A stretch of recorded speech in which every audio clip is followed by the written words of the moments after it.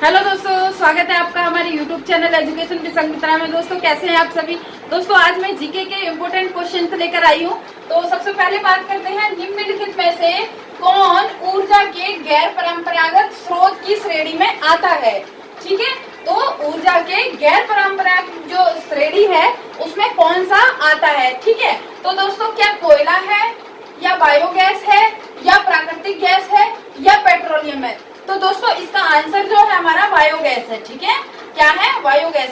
देखिए परंपरागत स्रोत कौन से हैं जिसको हम यूज करते हैं। ठीक है, जैसे कोयला, ठीक है, कोल है ना, और प्राकृतिक गैस यानी नेचुरल गैस, ठीक है, जिसको सीएनजी भी कहते हैं उसको, और पेट्रोलियम। तो ये क्या है, ये परंपरागत स्रोत है।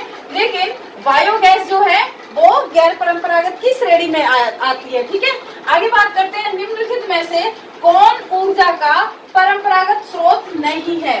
ठीक है, यहाँ पर नहीं पूछ रहा है।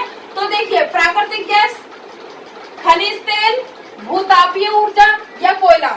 ठीक है, तो दोस्तों प्राकृतिक गैस में जैसा कि मैंने अभी बताया, प्राकृतिक गैस, ठीक है, और कोयला, खनिज तेल, ये क्या है, ये परंपरागत स्रोत है। लेकिन भूतापीय जो है वो परंपरागत स्रोत नहीं है। ठीक है, आगे बात करते हैं, किस ऊर्जा से सबसे कम वायु प्रदूषण यानी एयर पॉल्यूशन सबसे कम किससे होता है। तो सोलर एनर्जी, ठीक है, यानी सौर ऊर्जा से वायु प्रदूषण बहुत कम होता है। ठीक है दोस्तों, आगे बात करते हैं, भारत की किस भाषा को इटालियन ऑफ द ईस्ट कहा जाता है। यानी कि भारत की किस भाषा को इटालियन ऑफ द ईस्ट कहा जाता है।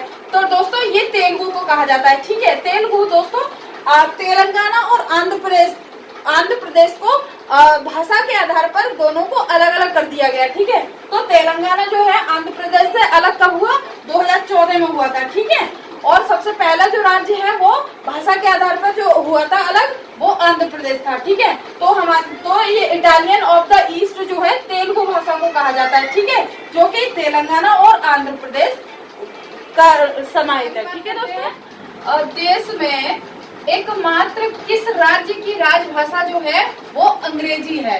ठीक है, मतलब कि ऐसा कौन सा राज्य है उसमें उसकी राजभाषा जो है अंग्रेजी है, इंग्लिश है। तो ये नागालैंड की है। ठीक है, नागालैंड एकमात्र ऐसा राज्य है उसमें अंग्रेजी ही उसकी राजभाषा है। ठीक है, आगे बात करते हैं, इंदिरा गांधी राष्ट्रीय मानव संग्रहालय कहाँ है। ठीक है, तो ये भोपाल में है। कहाँ है, भोपाल, जो कि एमपी में है, एमपी की कैपिटल है। ठीक है, एमपी की कैपिटल। ठीक है दोस्तों, आगे बात करते हैं, भारतीय सर्वेक्षण विभाग का मुख्यालय कहाँ है। तो ये काफी इम्पोर्टेंट है दोस्तों, है ये काफी इम्पोर्टेंट है। तो भारतीय सर्वेक्षण विभाग का मुख्यालय कहाँ पर है, देहरादून में। ठीक है, देहरादून जो कि यूके में है। ठीक है दोस्तों, उत्तराखंड को ही फूलों की घाटी कहा जाता है। ठीक है, फूलों की घाटी किसको कहा जाता है, उत्तराखंड को कहा जाता है। ठीक है दोस्तों, आगे बात करते हैं, ग्रांड ट्रंक रोड यानी जीटी रोड। जीटी रोड किसने बनवाया था। तो एक इतिहास ये थे शेरशाह सूरी के द्वारा जीटी रोड का निर्माण कराया गया था। ठीक है दोस्तों, आगे बात करते हैं, स्वर्णिम चतुर्भुज परियोजना।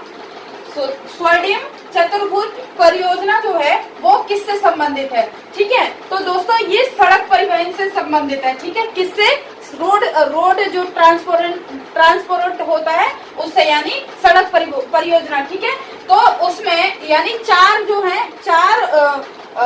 एक रोड जो है वो चारों दिशाओं को जाता है, जैसे एक दिल्ली, चेन्नई, मुंबई और कोलकाता। ठीक है, तो ये सड़क परिवहन उसी को बोलते हैं। ठीक है, यानी स्वर्णिम चतुर्भुज परियोजना के नाम से बोलते हैं किसको, सड़क परिवहन को। ठीक है, आगे बात करते हैं, नेपाल की राजधानी काठमांडू। ठीक है, तो काठमांडू जो है वो किस नदी के तट पर अवस्थित है। तो ये बागवानी नदी पर। ठीक है दोस्तों, आगे बात करते हैं, हिंदुस्तानी संगीत का सर्वाधिक प्राचीन घराना जो है वो क्या है।